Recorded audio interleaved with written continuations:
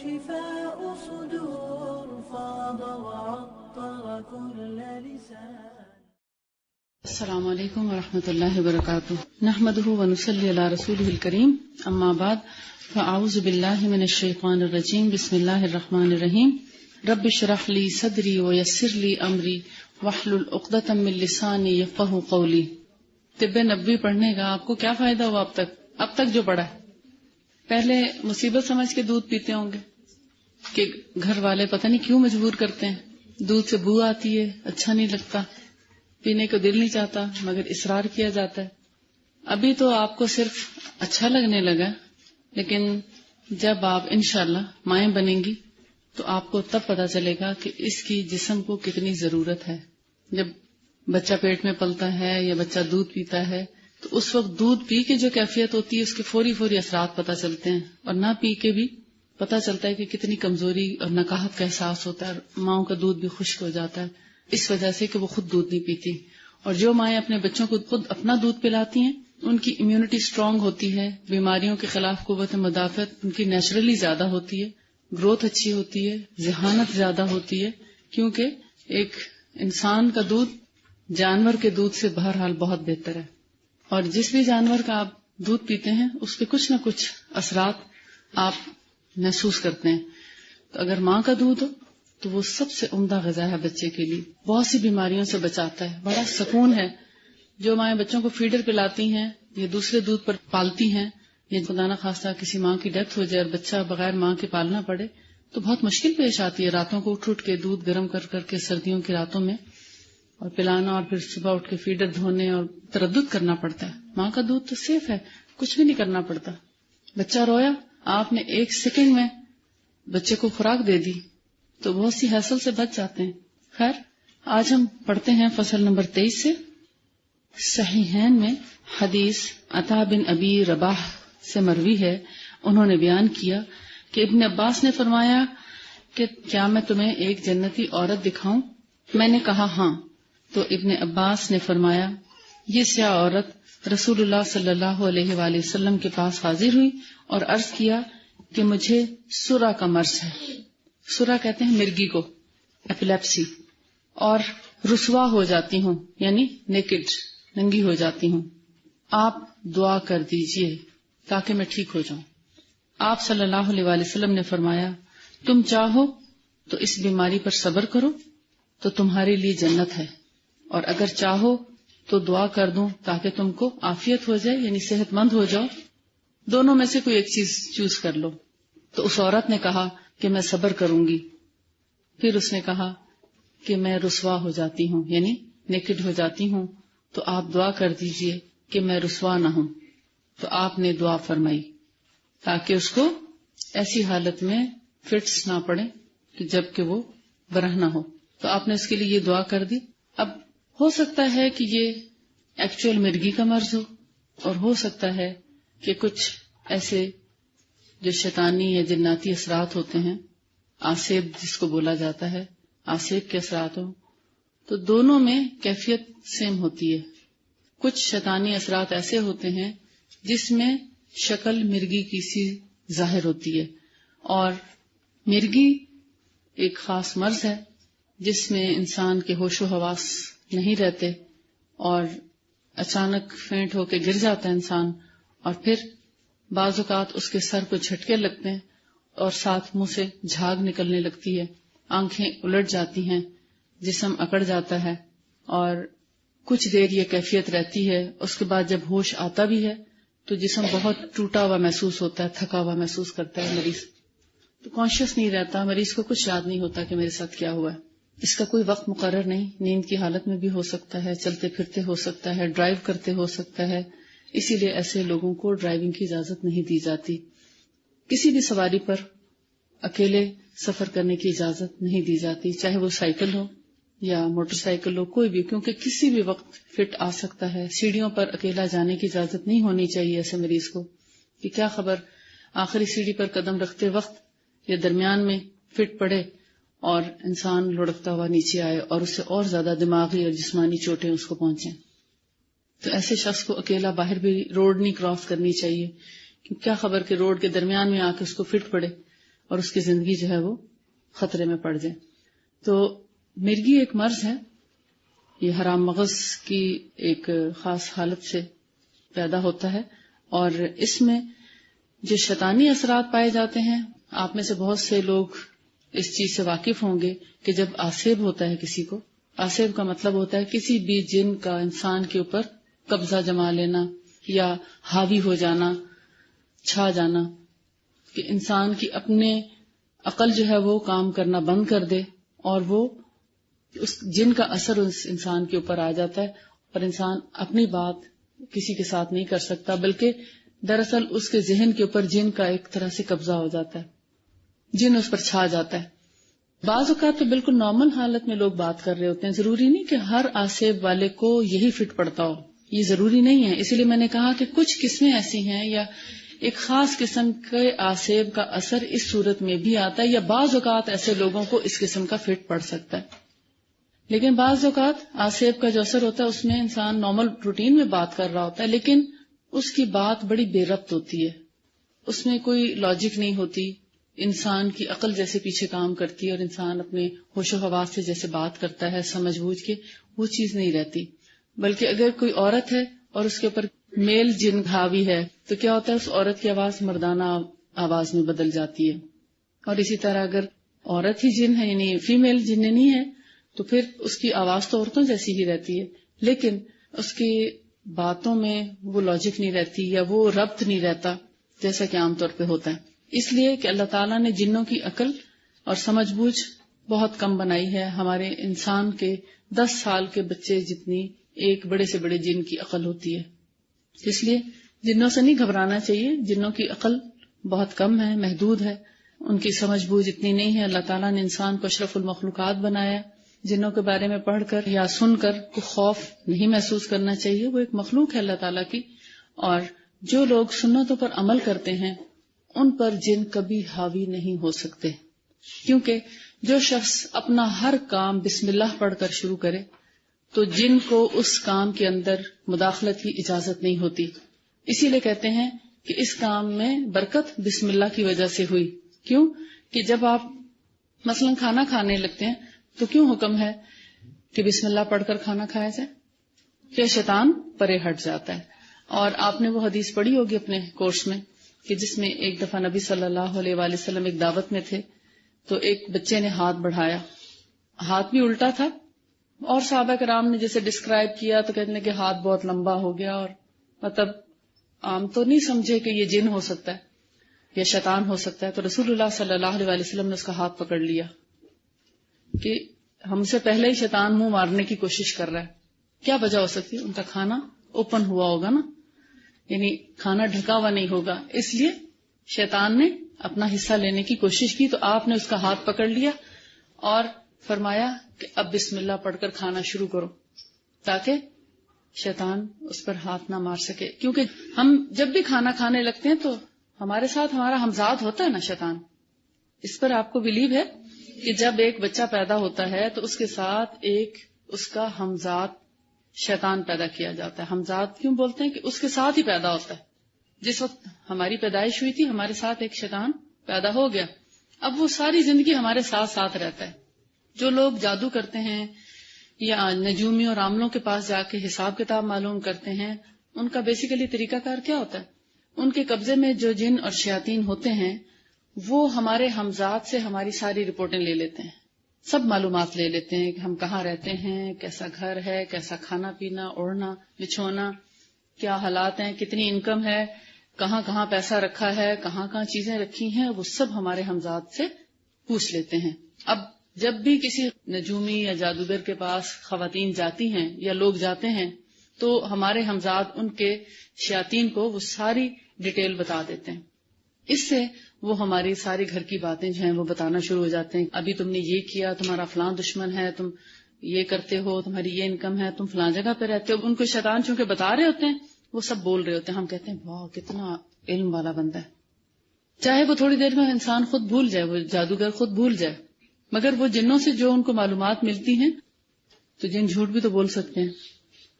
لیکن چونکہ جادوگر جن طریقوں سے جادوگر بنتا ہے وہ انتہائی قسم کے خبیث طریقے ہیں اور ناپاک اور نجس اور حرام طریقہ ہے جس کے بعد ایک جادوگر کو جادو کرنا آتا ہے. آپ کو معلوم ہوگا کہ جادوگر جو ہے اللہ کے کلام پاک پر گندگی پھیلاتا ہے، نجاست کرتا ہے، پیشاب کرتا ہے.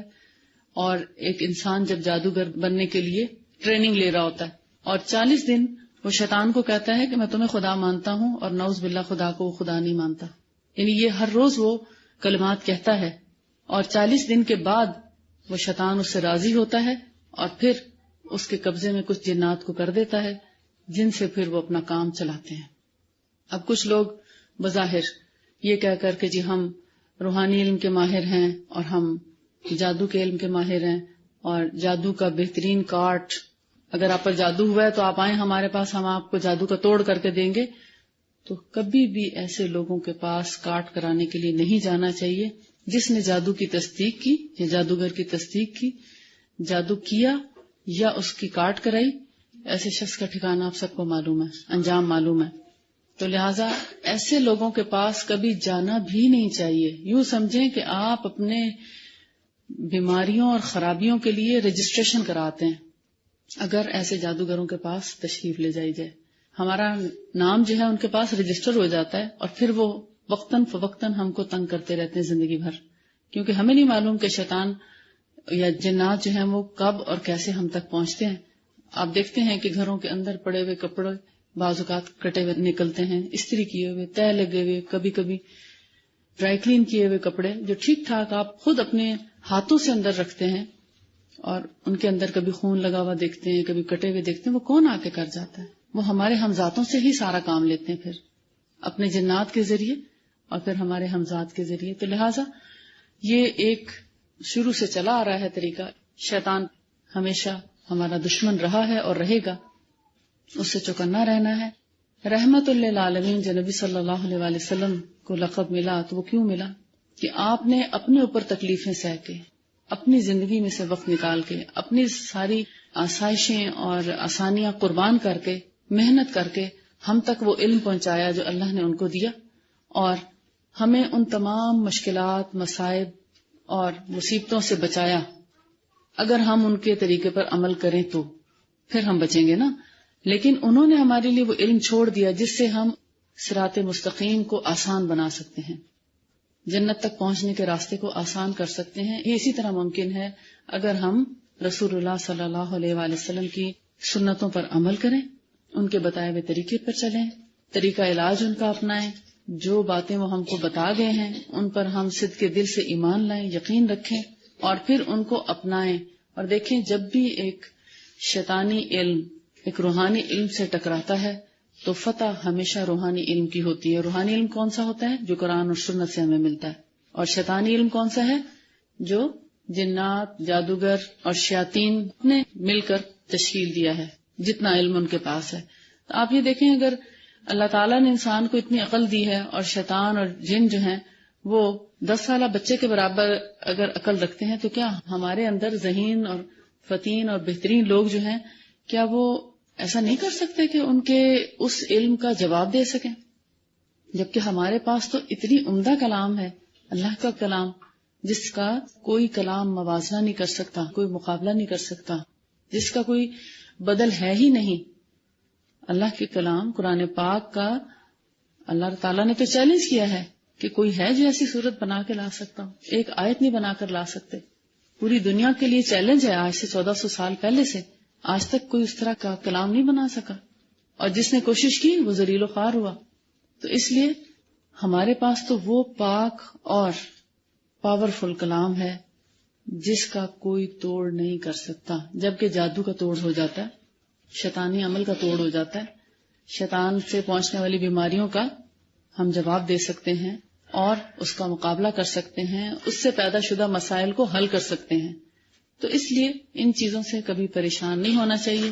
عموماً ہم میں سے وہ لوگ پریشان ہوتے ہیں جن کا عقیدہ اور ایمان کمزور ہوتا ہے، لیکن جن کا اللہ پر ایمان ہو کہ میرے ساتھ تو وہ ہستی ہے، میں تو اس ہستی پر ایمان رکھتی ہوں جو اس ساری کائنات کو پیدا کرنے والا ہے، جو ہم سب کو رزق دینے والا ہے، جو ہم سب کو پالنے والا ہے، جو ساری کائنات کو مینٹین رکھے ہوئے ہے، جو ہم سب کی حفاظت کرنے والا ہے، تو کیا ہم اس پر ایمان رکھتے ہوئے یہ یقین نہیں کریں گے کہ ہم اس کے کلام سے سہارا لیں اور ہم نہ جائیں کسی ایسے نجومی اور عامل اور جادوگر کے پاس کہ جس کے پاس جا کر ہمارے سارے اعمال ضائع ہو جائیں؟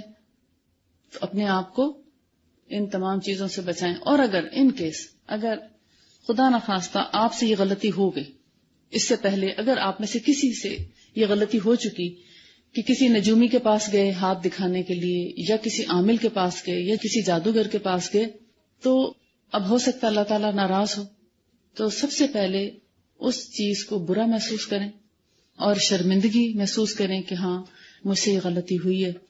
اگر آپ میں سے الحمدللہ اگر کوئی بھی نہیں گیا، ہو سکتا ہے فیملی میں کوئی ایسا واقعہ ہوا ہو، آپ کے آس پڑوس میں، آپ کے دوستوں میں سے، آپ کے عزیز و اقارب میں سے، ہر ایک کی جان پہچان میں ضرور کچھ نہ کچھ لوگ ایسے ہوں گے جنہوں نے یہ غلطی کی ہوگی.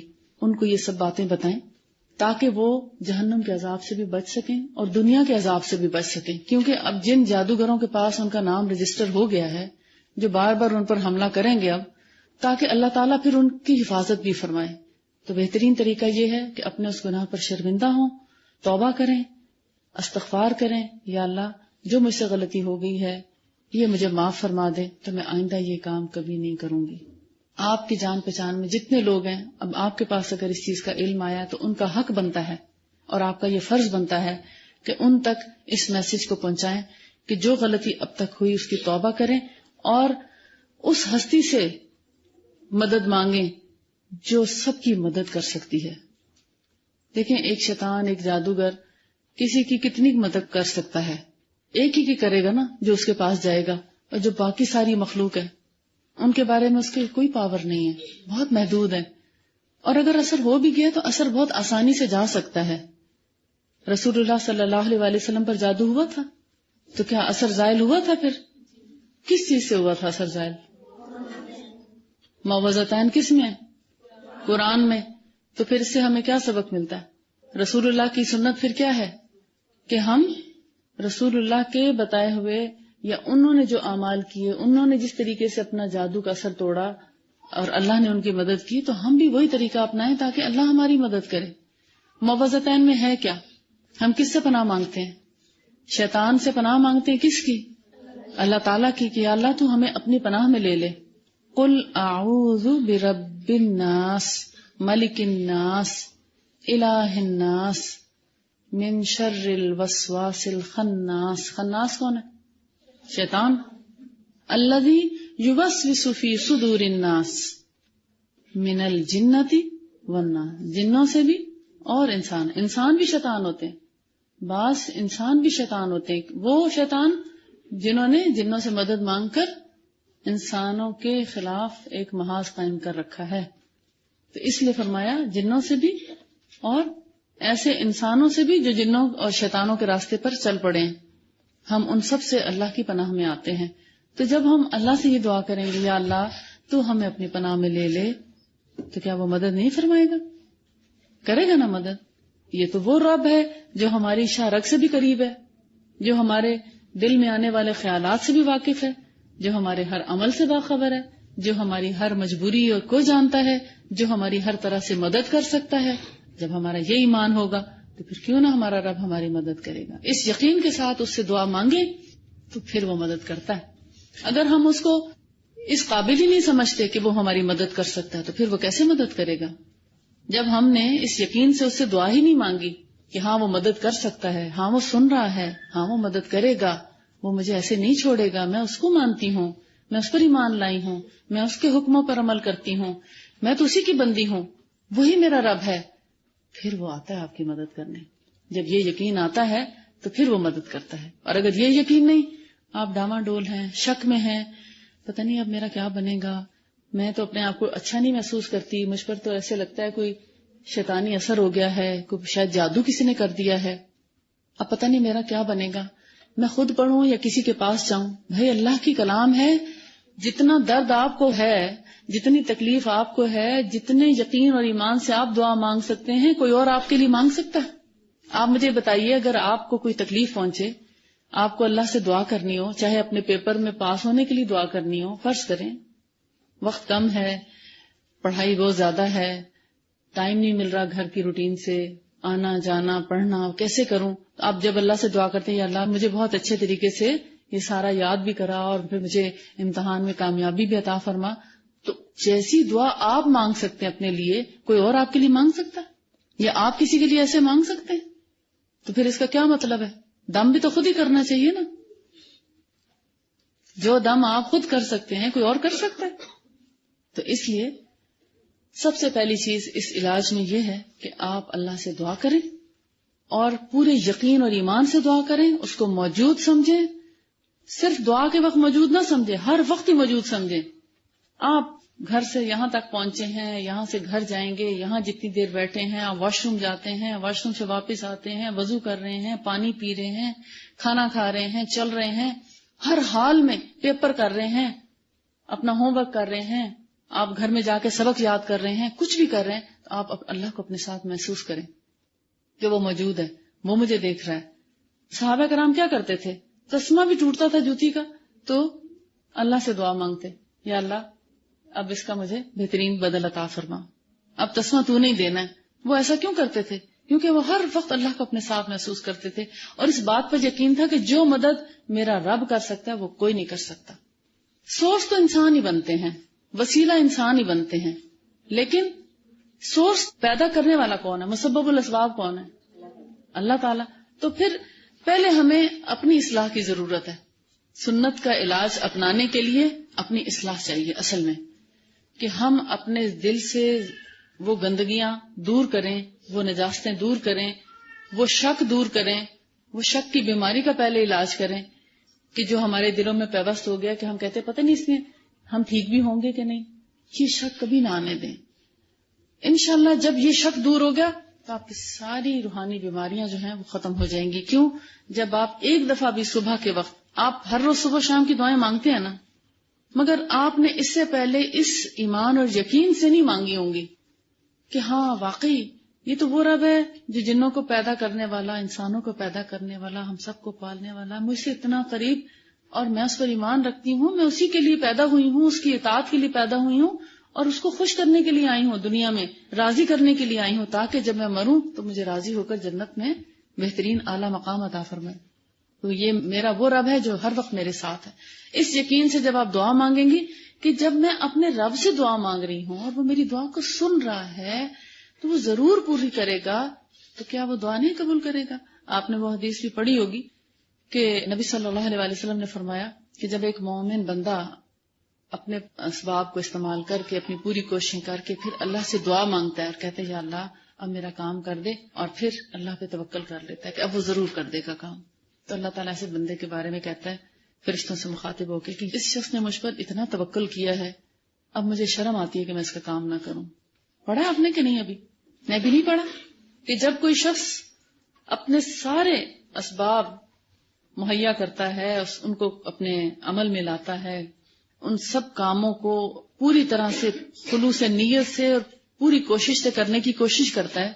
جیسے آپ مثلا حج پہ جانا ہے، حج کی تیاری ہے، کوشش ہے، مگر اپلیکیشن دے دی ہے، کوئی پتہ نہیں آپ کا نام آئے یا نہ آئے، تو آپ اپنے اپلیکیشن فارم فل کرتے ہیں، فیس جمع کراتے ہیں، دعا کرتے ہیں یا اللہ تو ہمیں اپنے گھر لے جا. مثال کے طور پر ایک چھوٹی سی بات ہے، تو آپ سب کچھ کر کے اللہ سے دعا کرتے ہیں اللہ میرے پاس تیرا ہی سہارا ہے، میں تیرے گھر جانا چاہتی ہوں، تو مجھے اپنا مہمان بنا، اور پھر اللہ پہ توکل کر کے آپ چھوڑ دیتے ہیں.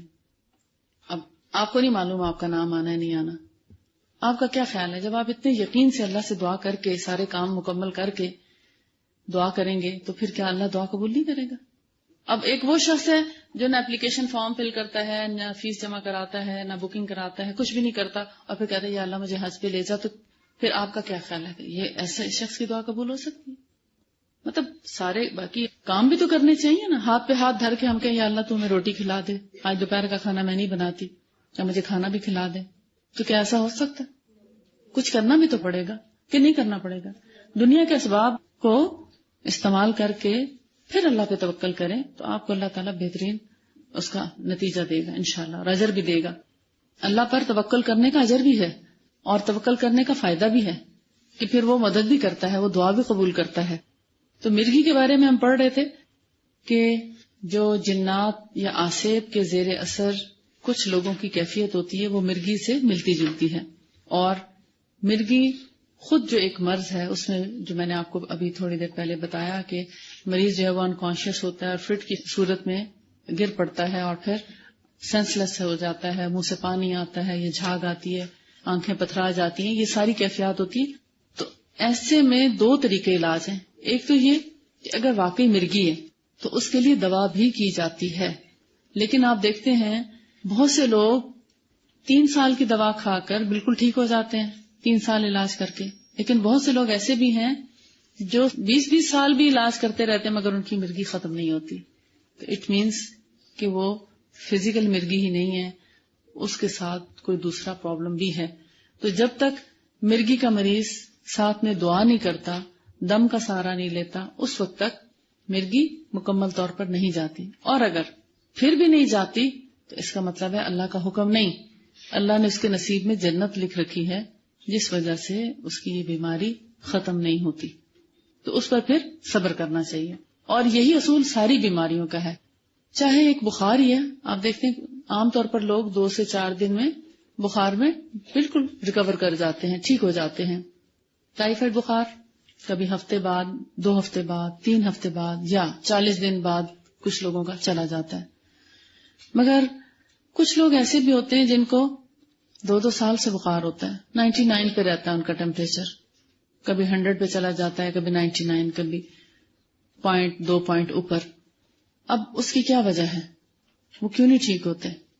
اس لیے کہ ابھی اللہ کا حکم نہیں، حالانکہ وہ ہر طرح کا طریقہ علاج آزما چکے ہوتے ہیں۔ تو ہمیشہ بیماری کوئی بھی ہو، مومن کو یہ یقین رکھنا چاہیے کہ میری اس تکلیف کے بدلے اللہ تعالی میرے گناہ معاف کرے گا، اور بخار کے دوران گناہ ایسے جھڑتے ہیں جیسے خزاں میں پتے۔ تو جب بیماری یا تکلیف یا بخار یا چوٹ یا مصیبت ہمارے گناہوں کا کفارہ ہو جاتی ہے تو پھر اس پر کڑنا نہیں چاہیے، افسوس نہیں کرنا چاہیے، پریشان نہیں ہونا چاہیے۔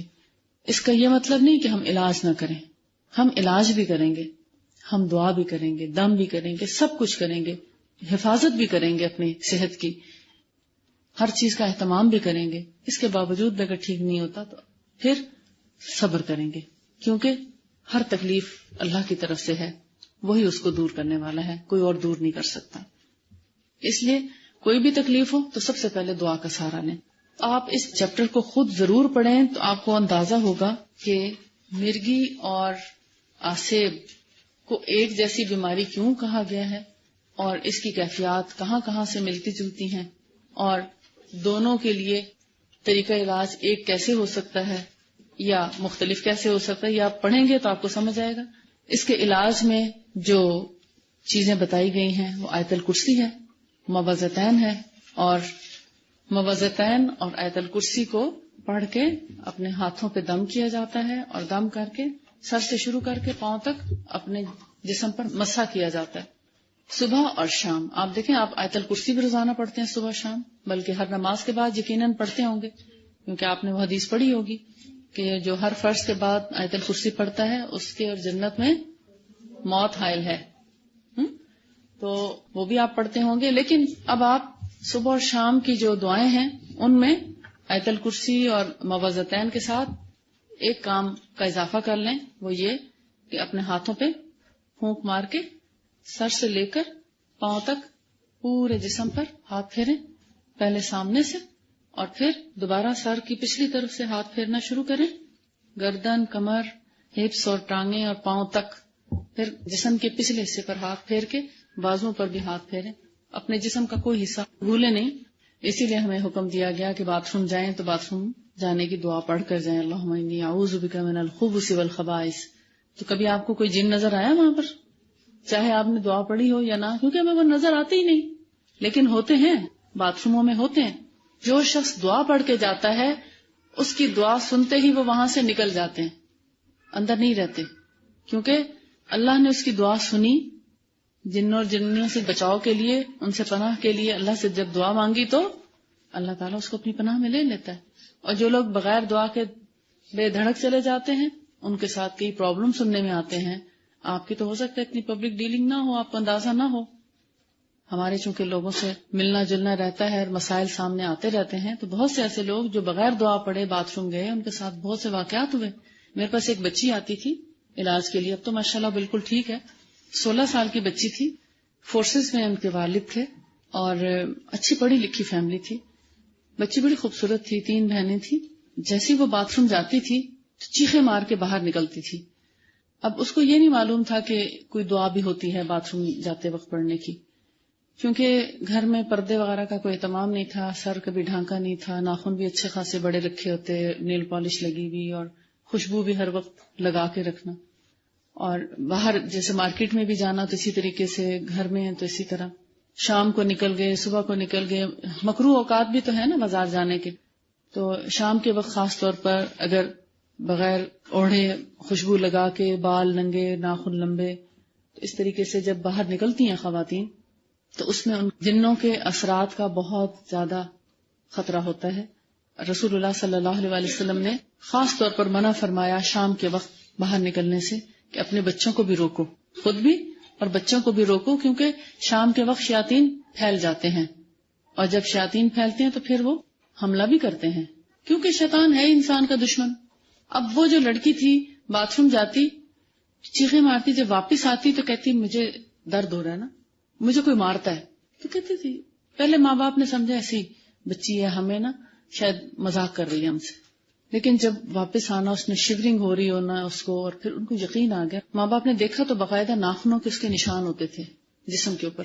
یعنی اچھی بھلی بچی اندر جاتی ہے تو جیسے سلیو لیس پہنی ہو تو صاف نظر آ رہا ہوتا ہے، تو باقاعدہ ایسے لگتا تھا جیسے کسی نے ناخن مار کے اس کو چھیلا ہوا ہے، خون نکل رہا ہوتا تھا تازہ تازہ. تو پھر ان کو یقین آیا، پھر اس کے پیرنٹس آئے میرے پاس، انہوں نے پوچھا کہ بھی آپ کوئی ہمیں بتائیں کہ ہم کیا کریں، روحانی علاج کریں تو کون سا کریں، کس کے پاس جائیں یا کیا پڑھیں. کہنے لگے ہم پہلے سمجھے اس کو کوئی سائیکولوجیکل پرابلم ہو گیا باتھ روم سے، شاید کوئی فوبیا ہو گیا، لیکن جب ہم نے اس کا خون نکلتے دیکھا ہے تو اب ہمیں یقین ہو گیا کہ ضرور کوئی بات ہے. اور اس کا والد کہنے لگا میں تو آج تک جنوں کو کچھ سمجھتا بھی نہیں تھا کہ جن بھی کوئی چیز ہیں یا ان کا اتنا عمل دخل ہو سکتا ہے انسانی زندگی میں.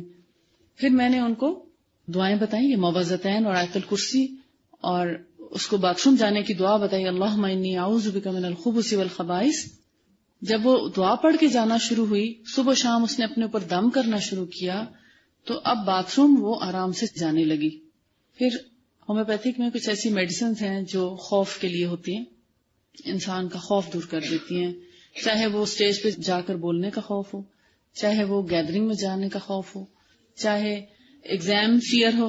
ایگزام فیئر ہوتا ہے، ایگزام سے پہلے انسان نروس ہو رہا ہوتا ہے، ہاتھ پیر ٹھنڈے ہو رہے ہوتے ہیں، کانشیس ہو رہا ہوتا ہے، یا اندھیرے کا خوف ہو، یا بجلی کی گرج چمک کا خوف ہو، یا روڈ کراس کرنے کا خوف ہو. مطلب کتنی قسم کے خوف ہوتے ہیں نا، فوبیاز جیسے چھپکلی کا خوف ہو. تو ان سب کا بہت اچھا ٹریٹمنٹ ہوتا ہے. میں نے اس کو وہ میڈیسن بھی ساتھ میں دی، تو الحمدللہ وہ پہلے تو باتھ روم بہت ریلیکس ہو کے جانے لگی، اور پھر کچھ دنوں بعد اس نے کہا کہ ایک بابا الماری سے نکلتا ہے اور پھر وہ مجھے مطلب مارنے کی کوشش کرتا ہے. تو اب کسی کو وہ بابا نظر نہیں آتا تھا. پھر اس نے کہا کہ میرے اوپر چڑھ کے کھڑا ہو جاتا ہے، اور جب میں اس کو دیکھتی ہوں تو چھت سے اوپر اس کا سر جا رہا ہوتا ہے. تو اب وہ اتنی بولڈ ہو گئی، کہتی اب جب بابا آتا ہے تو میں اس کو دھکا دے دیتی ہوں. جسٹ میں 16 سال کی بچی، یعنی اس کے ذہن سے بالکل جنوں کا اثر جب ختم ہو گیا، خوف، تو اس نے ایک طرح سے سٹینڈ لیا، ساتھ دعائیں پڑھی، ساتھ علاج کیا، اپنے اوپر دم کیا، اور خوف جب اس کا دور ہوا تو اس نے دیکھا کہ یہ تو ڈرتی بھی نہیں ہے مجھ سے، بے فائدہ ہے، تو وہ اس گھر سے چلا گیا. یعنی اس کو ایکچوئل اس کو فیل ہونے لگا. ایک تو تھا نا پہلے ڈرتی تھی کہ کوئی ہے جو مجھے ادھر مارتا ہے، کوئی ہے جو مجھے نظر نہیں آتا تھا، لیکن آہستہ آہستہ وہ ایک انسانی شکل میں اس کو نظر آنے لگا، اور پھر وہ اس کو دھکے بھی دے دیا کرتی تھی، اور آہستہ آہستہ وہ الحمدللہ بالکل اس سے خود ایک 16 سالہ بچی نے اپنا علاج کیا اسی دم اور دعا سے. یہ میں نے ایک مثال آپ کو دی ہے کہ آپ تو 16 سال سے زیادہ ہیں ایج میں، آپ خود اپنا کر سکتی ہیں. اگر آپ کے گھر میں کسی بچے کے ساتھ، کسی بڑے کے ساتھ کوئی پرابلم ہے تو آپ اس کا بھی علاج کر سکتی ہیں، اس میں کوئی حرج نہیں. اگر آپ خود صبح شام کی دعائیں پڑھ کے اور نماز کی پابندی کرنے والی ہیں، اللہ پر یقین رکھنے والی ہیں، تو آپ کو کسی دم سے انشاءاللہ کوئی نقصان نہیں پہنچے گا. اور کبھی بھی جنوں سے آپ ڈریں گی نہیں انشاءاللہ. ٹھیک ہے. جس کے دل میں اللہ کا ڈر ہو اس کے دل سے سارے ڈر دور ہو جاتے ہیں، اور جو اللہ سے نہیں ڈرتا پھر سارے چیزیں اپنا اثر دکھانے لگتی ہیں، اور پھر بہت سے چیزوں کا خوف جو ہے وہ ہمارے ذہنوں میں سمانے لگتا ہے. صرف اللہ سے ڈریں، اور آج کے بعد کبھی شیطان سے نہ ڈریں. شیطان ہم سے کمتر پیدا کیا ہے اللہ نے، کیونکہ وہ اللہ کا نافرمان ہے. ہم اللہ کے فرمانبردار ہیں. اللہ نے ہم کو عقل و شعور دیا، اور سب سے بڑی نعمت قرآن دی، اور اس کا بڑا احسان ہے کہ اس نے ہمیں مسلمان بنایا. اس بات پر ہر روز شکر ادا کیا کریں کہ اس نے ہمیں مسلمان بنایا، اس نے ہمیں انسان بنایا، اور اس نے ہمیں قرآن جیسی نعمت دی. اس بات پر اللہ کا بہت شکر ادا کریں. جتنا آپ شکر ادا کریں گی اللہ تعالیٰ اتنا زیادہ آپ کے اندر ایمان کی مٹھاس پیدا کرتا جائے گا، اور آپ کو صراط مستقیم پر چلنے کی سعادت عطا فرمائے گا، اور آپ کے پاؤں کبھی نہیں ڈگمگائیں گے، اور شیطان کبھی آپ کا بال بیکا نہیں کر سکے گا انشاءاللہ. کچھ لوگ کہتے ہیں نا نہیں دم نہیں کرنا چاہیے، پھر شیطان ایسے کرتا ہے، پھر ایسے حاوی ہوتا ہے. کچھ بھی نہیں ہوتا. جو اللہ سے ڈرنے والا ہے، اللہ سے مدد مانگنے والا ہے، شیطان اس کا کچھ بھی نہیں کر سکتا. هذا النور شفاء صدور فاض وعطر كل لسان